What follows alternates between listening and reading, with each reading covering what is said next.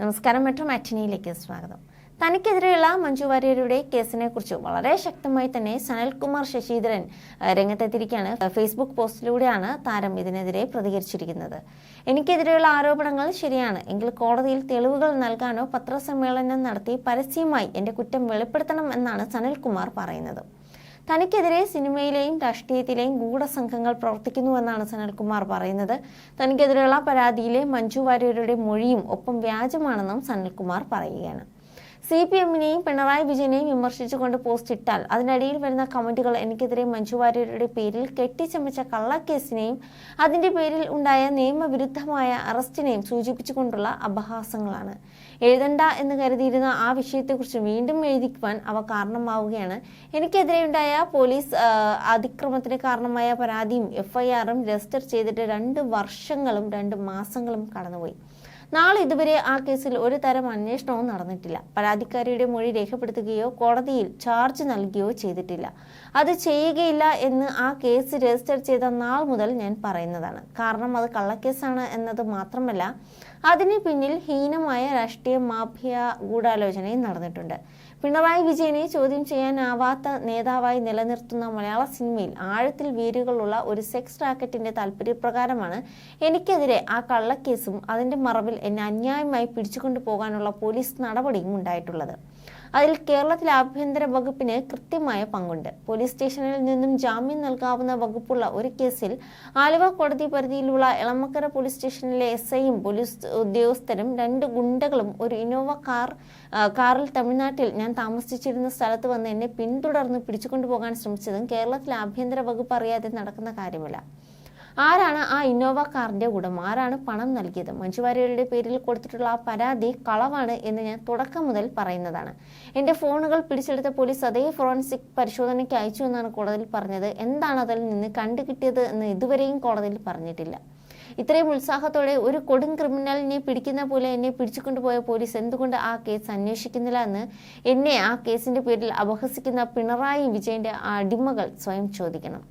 നിങ്ങളുടെ നേതാവിന്റെ ചീനി ചരിത്രം അയാൾ നടത്തിയ അഴിമതിയിലും കൊലപാതകങ്ങളിലും കൊള്ളയിലും മാത്രം ഒതുങ്ങുന്നതല്ല എന്ന് മനസ്സിലാക്കാം. അതവിടെ നിൽക്കട്ടെ. നാവും നട്ടെല്ലും ഇല്ലാത്ത ജനത ഇങ്ങനെ ഒരാളെ ഭരണാധികാരിയായി അർഹിക്കുന്നുണ്ട് എന്നാണ് ഇപ്പോൾ ഞാൻ കരുതുന്നത്. മഞ്ജു വാര്യരുടെ പേരിൽ ഉണ്ടാക്കിയ കേസിലേക്ക് വരാം. ആ കേസിന്റെ പേര് പറഞ്ഞാണല്ലോ ഇപ്പോൾ എനിക്കെതിരെയുള്ള വ്യക്തി അധിക്ഷേപം നടക്കുന്നത്. ആ കേസിൽ എന്റെ നിരപരാധിത്വം തെളിയുന്നതുവരെ സിനിമ എടുക്കില്ല എന്ന് പ്രഖ്യാപിച്ചുകൊണ്ട് ഞാൻ എന്റെ കലാജീവിതത്തിൽ നിന്നും മാറി നിന്നിട്ട് 2 വർഷങ്ങൾ കഴിഞ്ഞുപോയി. എനിക്കെതിരെയുള്ള കേസിൽ ഒന്നുകിൽ തെളിവുകൾ നൽകി കോടതിയിൽ എന്റെ നിരപരാധിത്വം തെളിയിക്കാൻ അവസരം നൽകണമെന്നും അല്ലെങ്കിൽ ആ കേസ് പിൻവലിക്കണമെന്നും ആവശ്യപ്പെട്ടുകൊണ്ട് ഞാൻ മഞ്ജു വാര്യരുടെ അമ്മയെയും സഹോദരനായ മധു വാര്യരെയും സമീപിച്ചിരുന്നു. ഒരു തവണ മഞ്ജു വാര്യരോട് സംസാരിക്കാം എന്ന് പറഞ്ഞ മധു വാര്യർ പിന്നീട് ഞാൻ വിളിച്ചിട്ട് ഫോൺ എടുത്തിട്ടില്ല. ഈ കേസിന്റെ പേരിൽ എവിടെയും എന്നെ പിന്തുടർന്ന് എന്റെ ജീവിതത്തെ വേട്ടയാടുന്ന സാഹചര്യമുണ്ട് എന്നതിനാൽ അതിൽ ഒരു തീർപ്പുണ്ടാക്കാൻ സഹായിക്കണമെന്ന് ആവശ്യപ്പെട്ട് ഏതാനും മാസങ്ങൾക്ക് മുൻപ് ഞാൻ മഞ്ജു വാര്യരുടെ അടുത്ത് ചില സുഹൃത്തുക്കൾക്ക് മെസ്സേജ് അയച്ചിരുന്നു. അതിൽ ഒരാൾ പ്രതികരിക്കുകയും മഞ്ജു വാര്യരുടെ അഭിഭാഷക എന്ന് പരിചയപ്പെടുത്തി ഒരു വക്കീലിന്റെ നമ്പർ അയച്ചു തരികയും ചെയ്തു. ഞാൻ അവരോട് സംസാരിച്ചപ്പോൾ എന്നോട് പറഞ്ഞത് കേസ് പിൻവലിക്കാൻ കോടതിയിൽ അപേക്ഷ കൊടുത്താൽ അതിനെ മഞ്ജു വാര്യരുടെ വക്കീൽ പിന്തുണയ്ക്കാം എന്നാണ്. സത്യത്തിൽ കക്ഷികൾ തമ്മിൽ സംസാരിച്ച് ഒത്തുതീർപ്പിലെത്തി എന്നും കേസ് പിൻവലിക്കാൻ അനുവദിക്കണം എന്നുമാണ് അപേക്ഷ കൊടുക്കേണ്ടത്. ഒരുതരം ഒത്തുതീർപ്പ് സംസാരം ഉണ്ടാകാതെ കേസ് പിൻവലിക്കാൻ ഞാൻ അപേക്ഷ കൊടുക്കുന്നത് കുറ്റസമ്മതത്തിന് തുല്യമാകും എന്നതുകൊണ്ട് ഞാനത് ചെയ്തില്ല. ആ കേസിന് പിന്നിലുള്ള ക്രിമിനൽ ഗൂഢാലോചനക്കാർ അതോടെ രക്ഷപ്പെടുകയും ചെയ്യും. ഇക്കാര്യത്തിൽ മഞ്ജു വാര്യർ മൗനം പാലിക്കുന്നതും എന്നോട് സംസാരിക്കാതിരിക്കുന്നതും എന്തുകൊണ്ടാണെന്ന് ചിന്തിച്ചു നോക്കിയാൽ മനസ്സിലാകും. എന്തുകൊണ്ടാണ് വളരെ ഉത്സാഹത്തോടെ ചെയ്തു തീർത്ത കയറ്റം എന്ന സിനിമ പുറത്തു വരാത്തത് എന്നതും ആലോചിക്കാവുന്നതാണ്. എനിക്കെതിരെയുള്ള കേസ് അവർ അറിഞ്ഞുകൊണ്ടുള്ളതാണെങ്കിൽ എനിക്കെതിരെ കോടതിയിൽ തെളിവുകൾ നൽകേണ്ടതുണ്ട്. അവരിൽ നിന്നും തെളിവുകൾ ശേഖരിച്ച കുറ്റപത്രം സമർപ്പിക്കേണ്ടത് എന്നെ അത്യുത്സാഹത്തോടെ പിടിച്ചുകൊണ്ടുപോയ പോലീസാണ്. ഇതൊന്നും തന്നെ ഉണ്ടാകില്ല. കാരണം മലയാള സിനിമയെ ചൂഴ്ന്നു നിൽക്കുന്ന പെൺവാണിഭ സംഘത്തിന്റെ ഇഷ്ടങ്ങൾക്കനുസരിച്ച് തുള്ളുന്ന ആഭ്യന്തര വകുപ്പാണ് കേരളത്തിൽ ഇന്നുള്ളത്. ഇതേ കാരണം കൊണ്ടാണ് നടി ആക്രമിക്കപ്പെട്ട കേസിൽ ഇനിയും വിധിയുണ്ടാകാത്തത്. ഇതേ കാരണം കൊണ്ടാണ് justice Hema commission report പുറത്തുവരാത്തത്.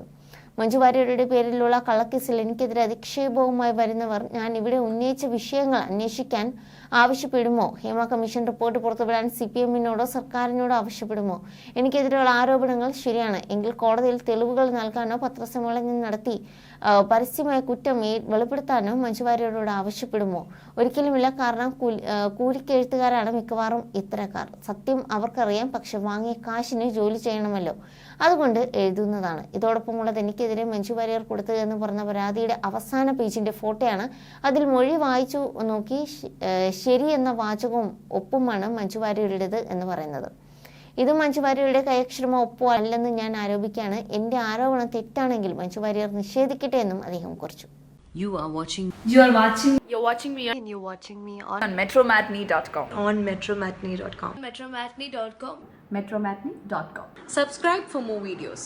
Subscribe for more videos. Subscribe here for more videos. Subscribe now. Thank you.